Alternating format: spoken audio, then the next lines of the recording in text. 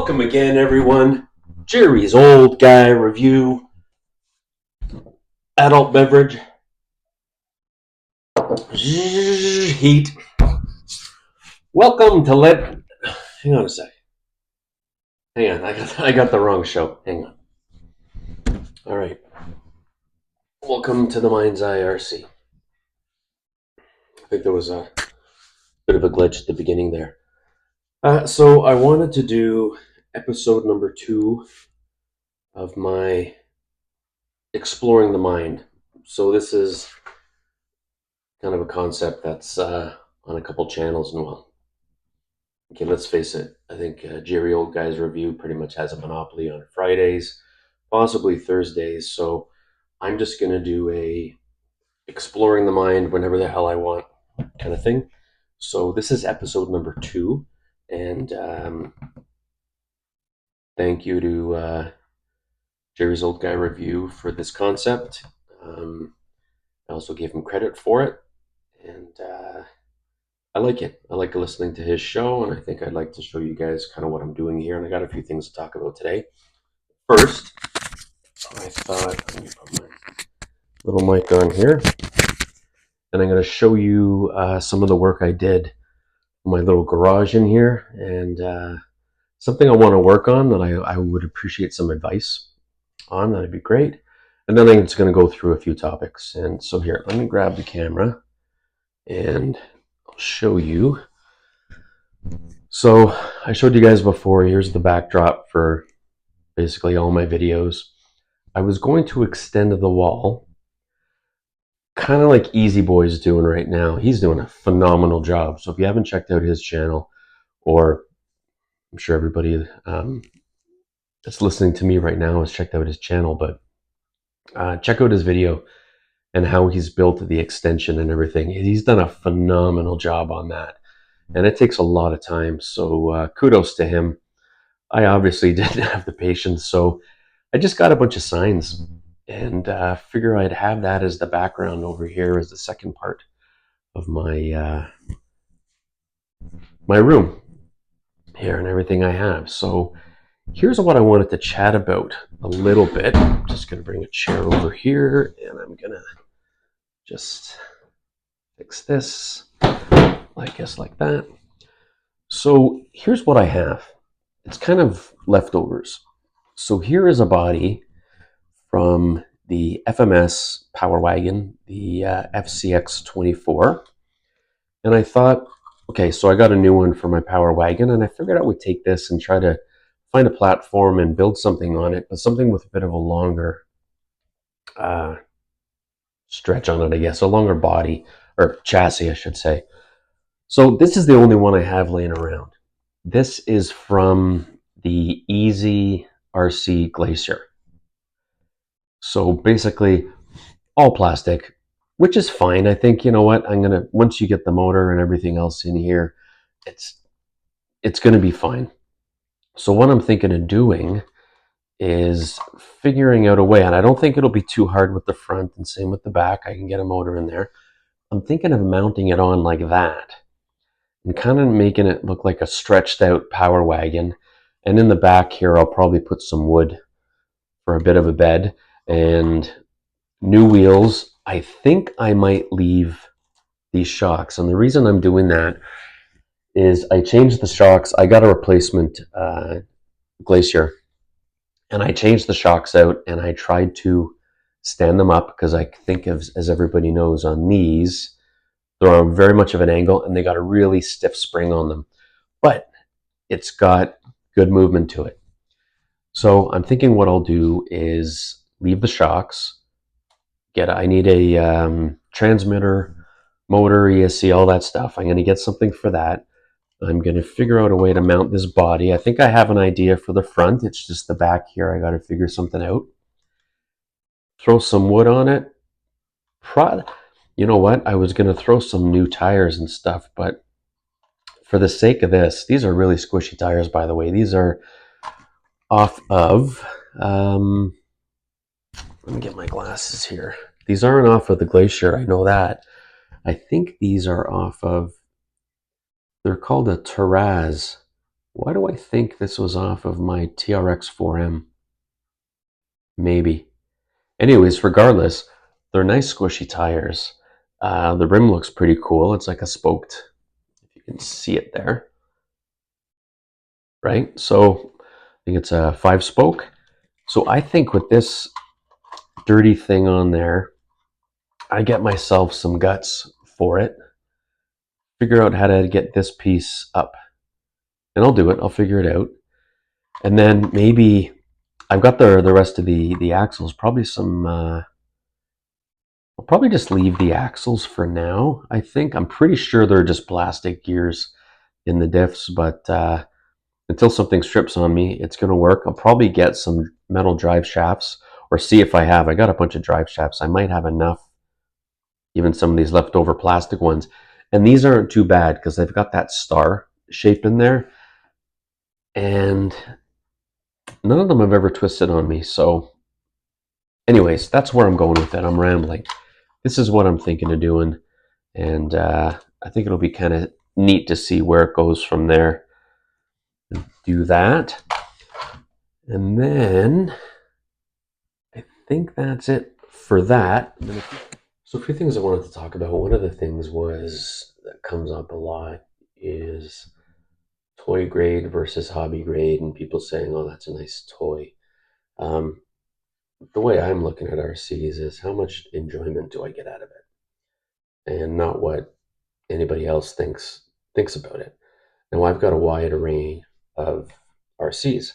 Um, I've got some that people would consider toy grade, and no, I don't know if at what level the hobby grade goes up to, but I guess if I had to consider some of my Traxxas, the Red Cat, I'm assuming those are hobby grade. So what I wanted to do was talk about, kind of what people are saying about it, and I wanted to use some RCs that I've got on order as examples of that. And to me, the amount of money you spend or what an RC costs doesn't make it better than another RC. It makes it different. But to me, it's what is my use for that RC? So to me, my $60 little Volkswagen I've got and the D12 Mini on the shelf behind me are just as valuable as my Red Cat COE hauler I got above me. That's 10 times the amount. Um, because I get joy from using them, and some of them working on some of them over others, just the same amount. It doesn't matter what I've spent on it, it's what am I buying to use it for. So for example, there's a company called LDRC out there, and I've got one of their Range Rovers. I think it's based on the 2015, and I've got it in order, and it's plastic, but it looks phenomenal. Beautiful looking little RC. It was $60. What am I going to do with it? I'm going to stick it on the ground and I'm going to drive it around and I'm going to look at it and say, that's a pretty cool looking RC. Nobody knows what I paid for it. Am I going to, okay, so for me, that one would be what people consider toy grade because pretty much plastic throughout. I'm pretty sure even the gears are plastic. Um, for some reason, people, when you add metal, all of a sudden it's that much better. And to a degree, it is. I've had RCs that have plastic gears in the differentials for a year and a half now, and nothing's happened. So I think it depends on the value that you put on it. I've got an MN. MN's an 82S coming. So I have an MN 82 LC79, which is the Toyota Land Rover. And it's got a lot of plastic on it. I upgraded to some metal drive shafts, metal axles with gears. Does it drive any better than it did before? No, I don't think so. Why did I put those things on it? Because at that stage, I wanted to teach myself how to build and repair and put things on, and I wanted to understand RC vehicles, to be honest with you. Because when I first bought my first one, which is the Traxxas TRX4 F150, I didn't know what an ESC was compared to a receiver, none of that stuff. A servo, no clue. So I bought some of these and I bought parts for them so I can teach myself. That one I would consider kind of toy because of the it'll have plastic links and things like that. But again, so some of the high end has plastic. Um, Drive shafts, for example. I would also consider it hobby grade though because of the scale of the body. It looks like a Toyota Land Cruiser. It's a great looking little vehicle to drive around. Next one I've got here is the ROCHobby Atlas that I have on order, the 110 scale. Um, I think that's hobby grade. It's FMS's non-branded division, I guess. I guess it's a division. It's a power wagon, but it's not licensed. So they don't have it as an FMS. It's a ROCHobby. Does it mean it's not as good? I don't think so. I think it pretty much has the same chassis as the Blazer, the K5, the FCX10, except it doesn't have the ability to switch the differentials, and I don't think it doesn't have a two-speed motor, and I think the turns might be slightly different. Don't quote me on that, but I think that might be. I think it might have the same chassis as the new Toyota they've got out, the 110 scale, because I think it's a 35 turn motor, and I think the K5 is a 21. Don't quote me on all that, but I think it is. So again, I see something like that as a hobby grade. It's a good quality vehicle. Um, then I've got the EV Hummer coming from FMS. Well, it's a 118 scale and it's FMS, so it's licensed. Does that mean it's hobby grade? I don't know. I don't think. Then the last one I have coming on order is the Red Cat, the Scout 2 Ascent 118 scale. Would I consider that hobby? Sure. I don't know. It's not very pricey. It's under 200 bucks, let's say Canadian, all in with everything. Um, but it's quality. So to me, yeah, is there stuff you can get at Walmart that's toy grade for 20 bucks that's going to break and it's got plastic tires? Sure. But if you've got something that's throwing on some rubber tires for you and it's got some decent gears in it, a lot of the cheaper stuff now is throwing in metal parts. It's become pretty standard for stuff because I think the market's becoming competitive. So, and I'll give you an example of what I mean by brand name per se doesn't mean better. So I bought my Traxxas TRX 4M because I thought it looked cool and I thought Traxxas was, the greatest thing when I started because you heard about Traxxas and Axial. That's all I really knew about. So I bought it, but then I had to get a light kit. It was kind of pricey, so I got an aftermarket light kit. Um, Trailer hitch, roof rack, those kind of things. No, did it come with a roof rack? I can't remember. Don't quote me on that one either. But then, so that was about a couple $100. Then I see this guy for 80 bucks. Now, did I put new wheels and tires on it? Yeah. Did I have to? No. The Star Hobby tires they have on it, I think I have it on something to be honest with you.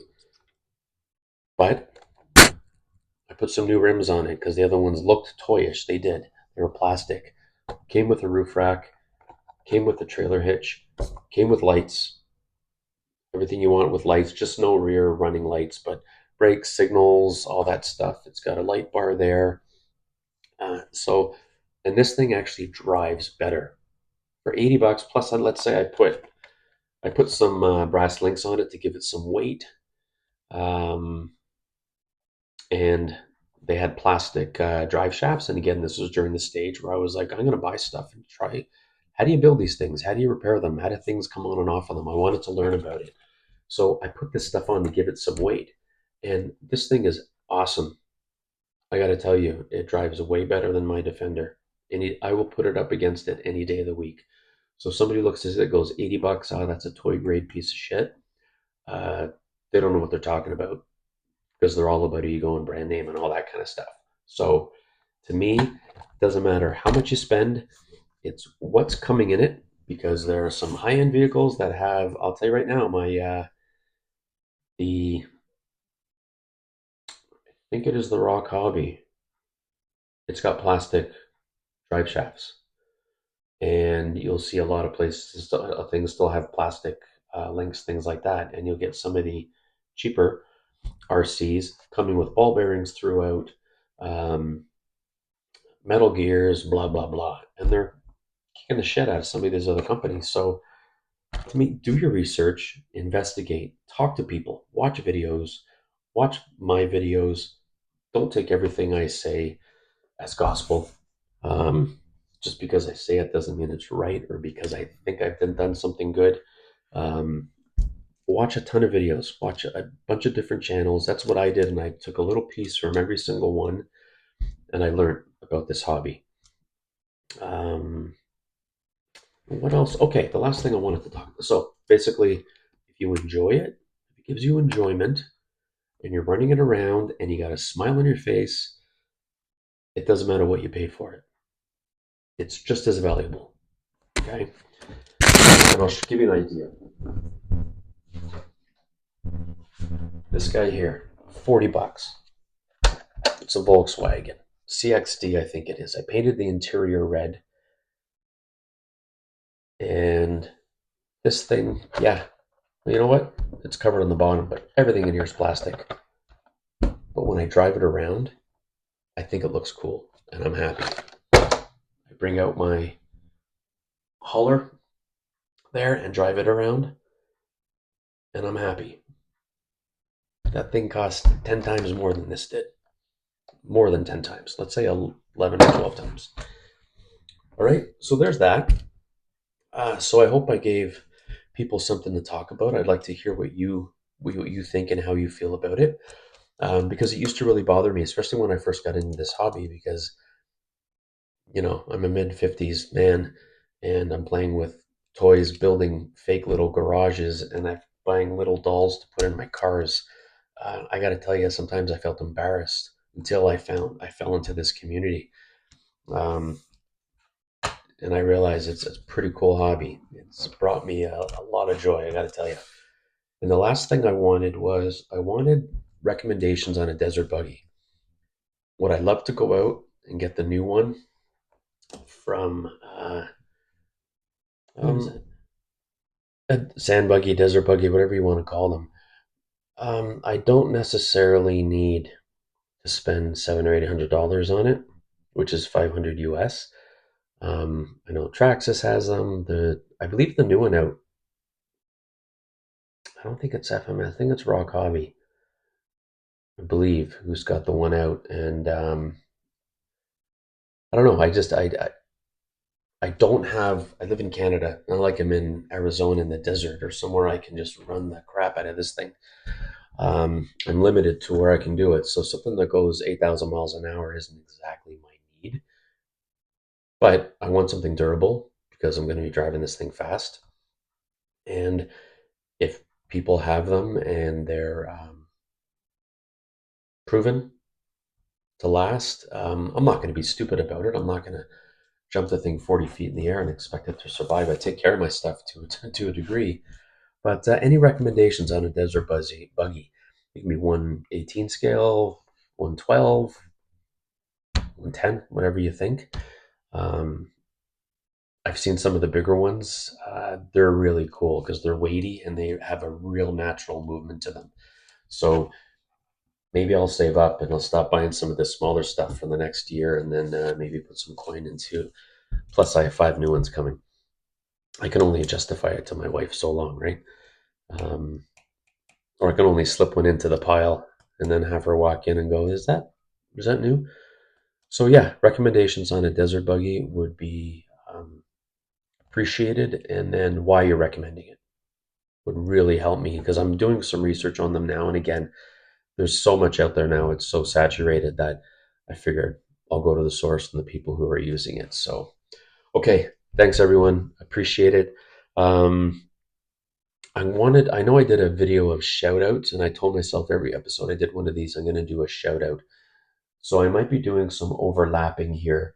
Um, and this one just happened to pop into my head because I've been speaking to this gentleman about a couple things about applications to make films, things like that. But it's a toe shifter. Check him out. Great dude. Um, Again, 2,400 roughly subscribers, and I've got 380 something now, or 390, and even when I had 80 subscribers, this guy was commenting on my stuff, and he responds to everything. He's a good dude. And he's got a video where he's got his Traxxas. I think it's the Sport. Can't remember the exact name of it, but it's a great looking vehicle, and he's got the rock lights on it, and he's filmed it phenomenally because you can hear the crunching of the leaves and behind some music. And I just think it's a fantastic video. So check out his channel because he's got some really good stuff on it. And check out one of the, I think it's a more recent video where it might be the most recent, where he's outside. It's a night run, so you can see all the lights and the crunching of the leaves, and it's fantastic. So shout out to Toe Shifter. Thank you to everyone who has subscribed, supported me, said nice things about my channel. I keep bringing up Easy Boy and Jerry. If it wasn't for those two guys, I wouldn't be where I am because they gave me a lot of exposure. So um, I'm going to keep bringing those two guys up. All right, everyone, you have a great day. Like, subscribe, comment, and we'll talk soon. Thank you.